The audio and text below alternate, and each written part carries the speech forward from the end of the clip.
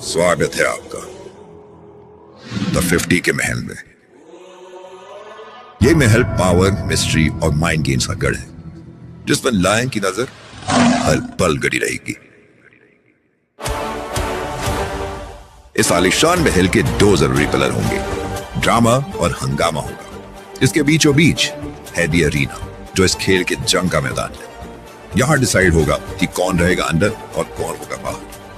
Courtyard में lion अपने crazy games का जाल बिछाएगा और लायन भी डेन में फॉक्स के साथ होंगे इंटेंस 1-on-1 फेस ऑफ्स।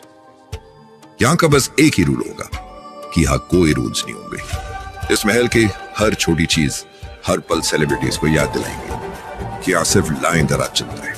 सिर्फ वही सर्वाइव करेंगे जिनका दिल है स्ट्रॉन्ग और दिमाग है लायन के पंजों से विशाल। तो रेडी हो जाइए द 50 के लिए।